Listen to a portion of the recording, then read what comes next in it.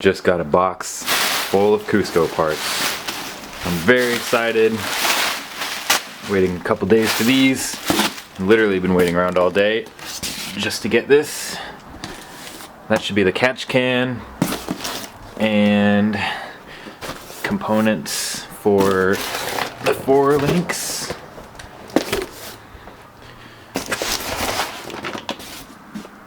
And strut bar. I don't know, I expected the strut bar to be one piece, but I think the actual mounts should be in one of these. So strut bar, 4 links, and catch can, I believe. So it's definitely a lot smaller than I thought the boxes would be. So I guess we'll crack them open and see what's inside.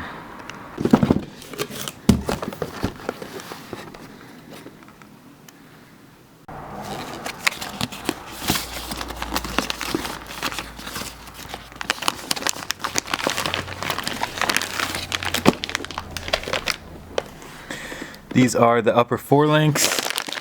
These are CUSCO N1 links. So I'm looking for something a little bit more streetable than what I currently have right now, which is solid Heim joints. So this should be perfect, and definitely a lot better than stock would be. So I'm just getting a lot of vibration from the ones I have in there right now, which are from T3, the solid end link Heim joint 4-link kit that they have, which is also adjustable, and I really don't need adjustable 4 links for a street car. So these are just throw them in and pretty much done. So I'm pretty stoked for that.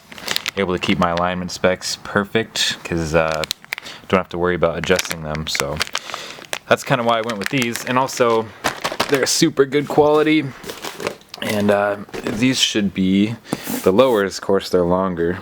So crack this open and then get everything next to each other, see what I got. This product is designed for use in Japan only. It must not be used in any other country. Well, shit. It's kind of a weird flex.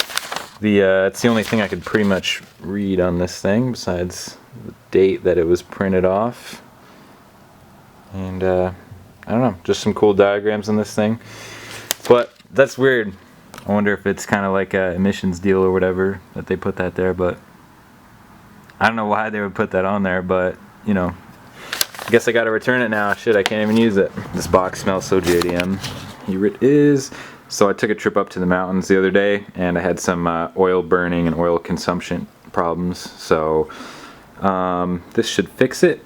Just a universal catch can, but also has a specific bracket for the 86. So there it is. Quality parts.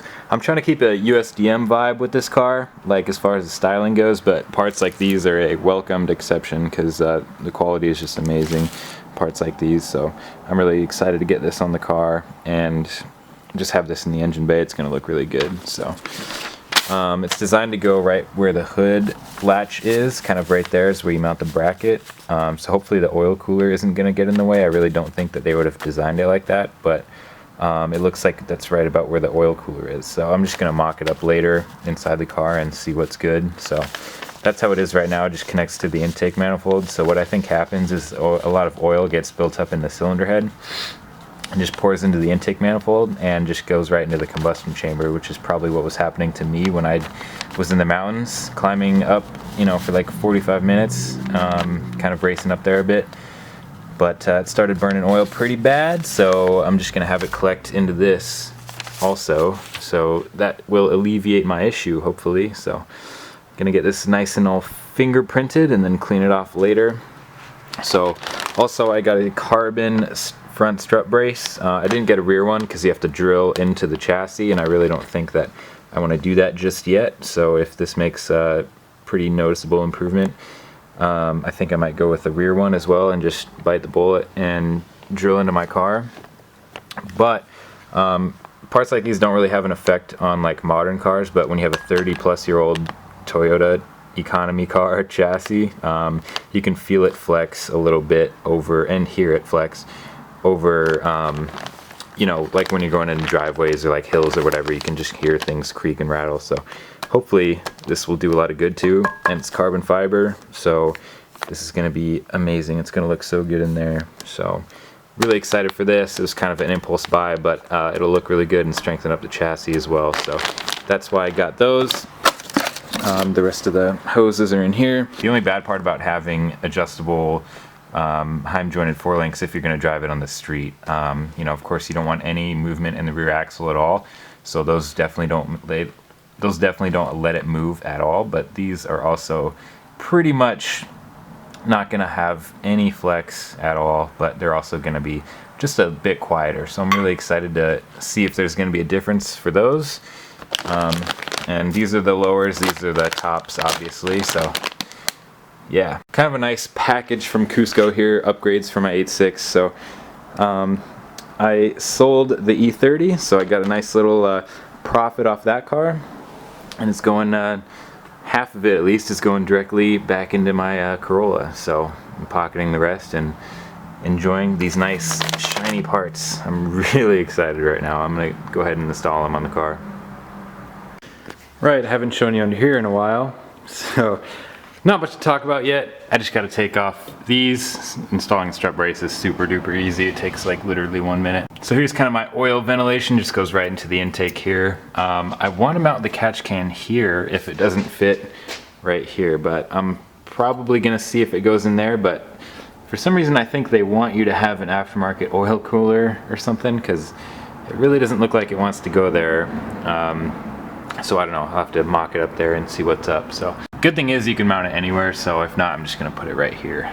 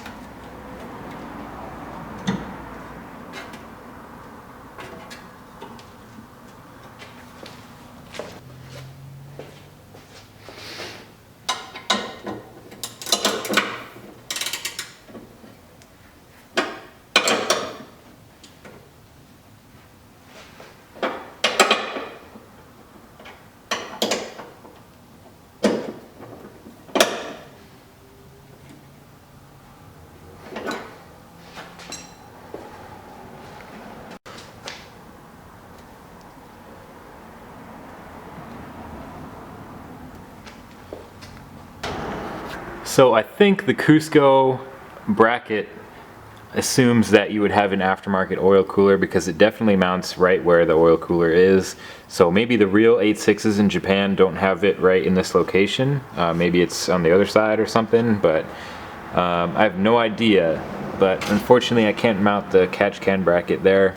So what I did was I just put it down here for now. I just used a little existing M8 hole that I found on the, like one of these on the wheel well down below. So I didn't modify the bracket at all. So if I eventually relocate my oil cooler to mount it there, I still can, and I can do it properly. But also, I didn't really like how you could see it from in here. Just a big chrome catch can. It looks kind of tacky in there. Everything right now just looks OEM and stock. So it's kind of better this way, I think. So I just had to mount the hose the right way so you can see the CUSCO just flexing. Also, I got the carbon strut brace on. I didn't put the sticker in the middle just because I don't want it peeling off or whatever, although I did get 3 stickers, so I might do it anyway. But there it is. This actually, like, not even kidding, it does make a noticeable difference. When I was going out of my driveway, it doesn't make that creaking sound anymore from the front end. So this is definitely an upgrade, and it does work, I can already tell. So I'm pretty excited to throw this thing into corners and see exactly how much of a difference it makes actually handling. So that was a good investment. Someone let me know, please, if you've ever installed a catch can before. In all the pictures I've seen, one of these ports is open, which is this one right here.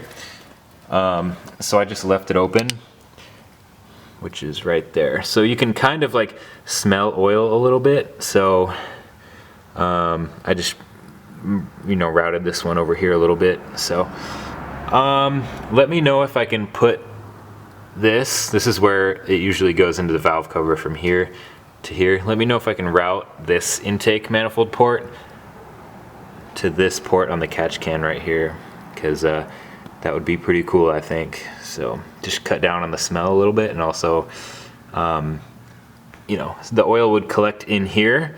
It wouldn't just go directly from the valve cover to the intake and just get burned up by the exhaust. So let me know if I can do that, because I've been looking at pictures and I can't seem to find anything. So temporarily mounted that here for now, which means pretty much forever, because I really see no reason to relocate the oil cooler. But this works just fine, and it's kind of hidden in there too, kind of, not really, but anyway, that's that. Just thought I'd update you on the catch can, since I didn't really film it because I didn't want to film a temporary install. Got my OEM mud flaps back on the car too, so they definitely do keep a lot of dirt off the paint, as you can see, so definitely a good upgrade. There they are.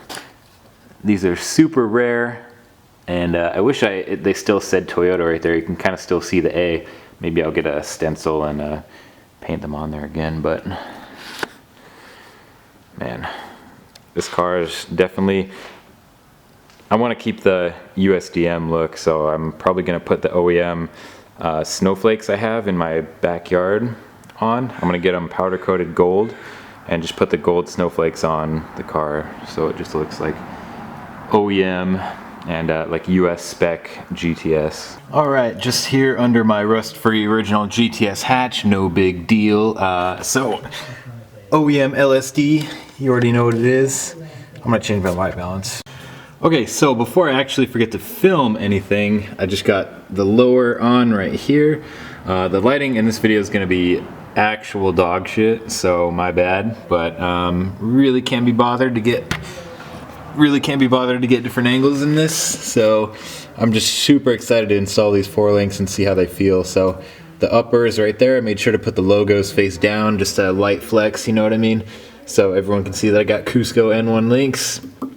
Lightweight for extra seconds saved while commuting to work. Yeah, she leaks, but that lets me know I got fluid in there. So now up here, I gotta take this one out to get this upper 4 link out, as well as that right there, and then the lower on that side. So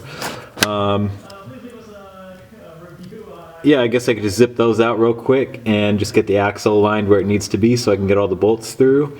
So that is awesome. You see how they're adjustable right here? I don't know why I got the adjustable ones. I was never gonna adjust them anyway. I don't even know what I'm doing under here really, so it's not like I'm an alignment god. And you know, I really just only drive this car to work and on the streets, on the back roads every occasion. So the only solid link I'm going to have is the lateral arm right here, the panhard bar. You really want this to be solid, ideally. Heim joints, so you really want Heim joints on these. It's going to be a little bit more harsh than a rubber mount, but this keeps the axle in check side to side, so that's pretty important to have this solidly mounted on both ends, in my opinion. So it's still going to be a little NVH introduced into the chassis with this setup, so that's hopefully not much though, because you see that right there? That is a solid link going directly to metal, which is on the frame of the car, and all the vibration from the wheels, the brakes, axle, the suspension is just going directly into the car via that arm right there, so it's just super loud. So that times 4, the lower upper on each side, is just annoying. So I took a video on my cell phone when I was driving back from getting gas, just to kind of do a before and after. So hopefully the audio turns out well on that, because I forgot the camera. But anyway, so these are going to be aligned soon, and I can get them aligned in there with these traction brackets.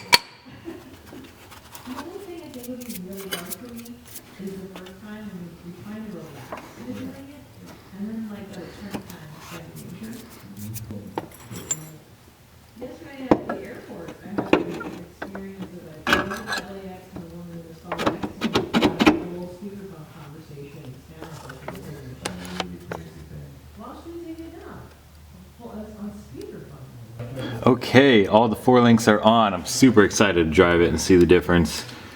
So it was a bit of a bitch. That was the only bracket that gave me kind of a nightmare. I had to sort of extend it a little bit, but other than that, they're all in there. So that one up there, can't really see it, and then that one. So this side was pretty easy as well. And then if you notice here, I was tightening this side and I noticed the jack stand wasn't even on the car, so that was pretty sketchy. Yeah, anyways, so I'm gonna drop the car down now and test drive time. All right, so just got the car lowered down. I don't know if I mentioned this, but I got some sweet OEM decals for the car. So the original strike through sort of GTS, I think they're Zenki or Koki technically, but the only difference between the Zenki and the Koki is that the Zenki has the Toyota logo right here. These are Koki lights on a Zenki car.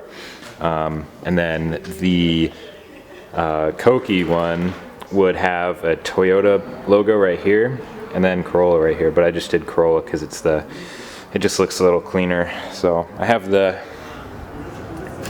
Toyota sticker right here in the same design. I just got these as a little kit. I think some guy sells them and reproduces them and stuff. So I don't know if I'm gonna put that on yet, but these look amazing. I spent about 5 minutes like making sure they're all lined up correctly. So anyway, just another OEM addition to the car that it was missing. So now everyone knows it's a GTS. But anyway, the car is done. 4 links are installed. Looking pretty good. I'm excited to go for a drive.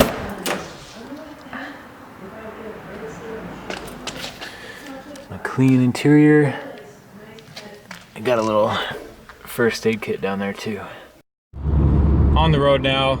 It's still a little vibraty, but I think the sort of vibration, like the resonance that transfers into the car, it was reduced by like half, I'd like to say.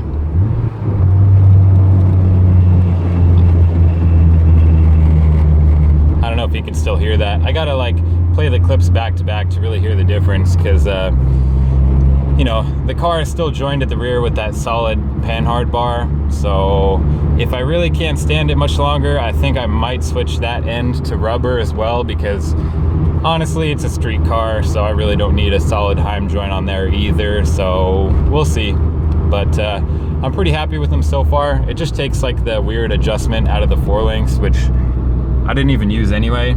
So we'll see. I'm just taking a little trip around the block right now and see if I really like it. And I noticed I don't really have any driving clips of this either recently, so I guess this will have to do for now. Still a little cold. I'm on the cell phone, so can't be bothered to focus with the DSLR manually. I put amber bulbs in the cluster as well as the climate control bezel here and the gauges.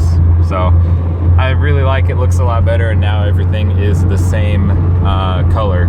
So I had red bulbs in here before, and these were green, and these were like halogen regular style. So it's a lot better, but I like it. It drives really smooth now, so I'm pretty happy about it, and it's just nice having brand new parts on the car.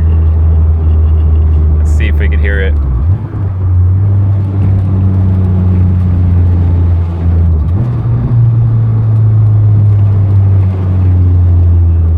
Yeah, it's definitely a lot better.